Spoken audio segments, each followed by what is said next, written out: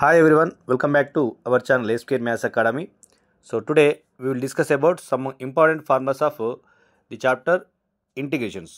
So integrations లో ఎక్కువగా మనకు ఎగ్జామ్లో ఇచ్చే ప్రాబ్లమ్స్లో ఎక్కువ వాడే ఫార్ములాస్ ఏవైతే ఉన్నాయో వాటిని మనం డిస్కస్ చేద్దాం. Okay, now let us start the class. Before going to start the class, I request you all please subscribe to our channel SQR Maths Academy. Okay, ఈ ఫార్ములాస్ డిస్కస్ చేసుకుంటూ వీటి మీద ప్రాబ్లమ్స్ ఎలా అడుగుతాడో వాటిని కూడా మనం డిస్కస్ చేసుకుంటూ వెళ్దాం. Okay, so first one is nothing but integration of e power of x of f of x plus f dash of x dx equals to e power of x into f of x plus m. అంటే e power of x ఇచ్చి f of x దాని యొక్క derivative ఇచ్చినప్పుడు అప్పుడు మనం direct ఏం రాయొచ్చు, e power of x into f of x plus m రాయొచ్చు. సో సెకండ్ ఫార్మ్ వచ్చేసి integration of f of x plus x into f dash of x dx equals to x into f of x plus m రాయొచ్చు. అంటే f of x ఇచ్చి దాని యొక్క డెరివేటివ్ని ఎక్స్తో multiply చేసి addition చేస్తే దాని యొక్క ఇంటిగ్రేషన్ ఏమవుతుందంటే x into f of x plus అవుతాము. So next last one integration of e power of x f of x dx అమ్మ. దట్ ఈక్వల్స్ మనం ఏం రాయచ్చు అంటే integration of f of x dx ఉంది కాబట్టి e power of x as it is రాయండి. తర్వాత ఎఫ్ ఆఫ్ ఎక్స్ని డెరివేట్ చేసుకుంటూ ప్లస్ మైనస్ ఆల్టర్నేట్గా యాడ్ చేసుకుంటూ వెళ్ళండి అమ్మ. ఓకే, అంటే e power of x into f of x minus f dash of x plus f double dash of x minus f triple dash of x plus up to so అన్నమ్మ. ఇట్లా అంటే మనకు ఒక cubic equation ఇస్తేనేమో f triple dash of x వరకు వేసుకోవాలి.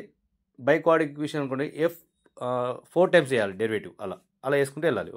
So ఇలా మనకు మెథడ్ ప్రకారం ఒక ప్రాబ్లమ్ని వేసుకుంటూ వెళ్దామా.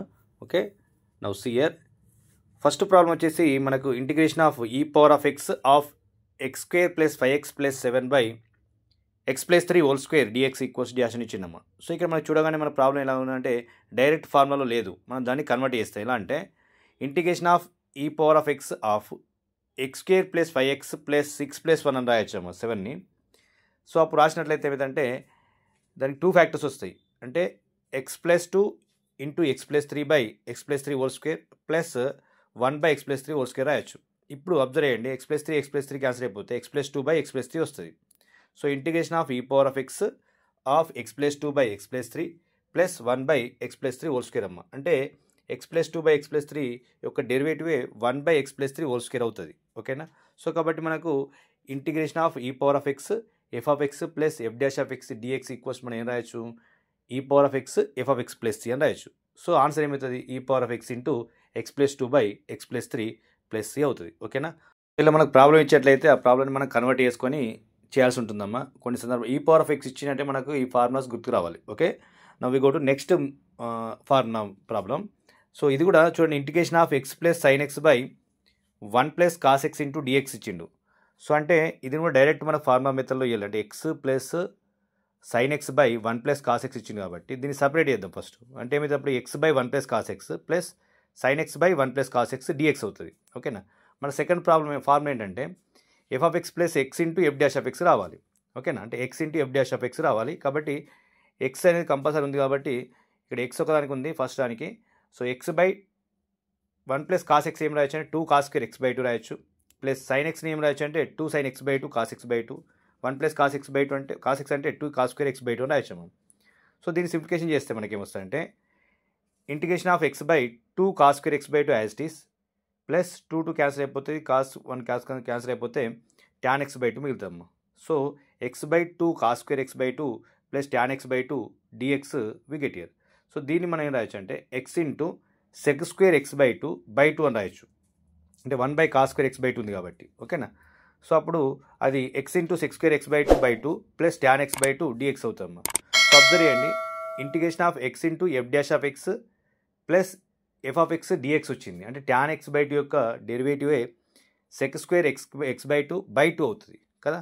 సో కాబట్టి integration of x f dash of x plus f of x dx ఫార్ములాకి వచ్చింది. కాబట్టి మనం ఏం రాయొచ్చు అప్పుడు f of x plus c అని రాయొచ్చు. అంటే ఏంది, x into f of x plus c అని రాయొచ్చు. అప్పుడు x into tan x by 2 plus c అవుతుంది. ఓకేనా. So x into tan x by 2 plus c is the answer అమ్మ. ఓకే, సో నెక్స్ట్ వన్ వచ్చేసి integration of e power of f of x dx equals to e power of f of x minus f dash of x plus f double dash of x minus f triple dash of x plus up to so on plus c అమ్మ.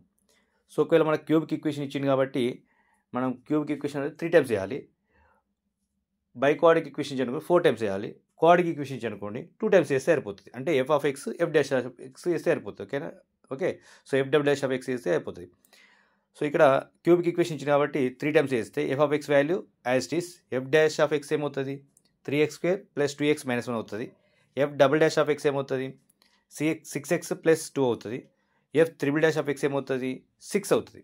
ఓకేనా? So ఇలా మనకు 3 derivative చేసిన తర్వాత direct formula substitute చేయాలమ్మా. అంటే e power of x of f of x minus f dash of x plus f double dash of x minus f triple dash of X.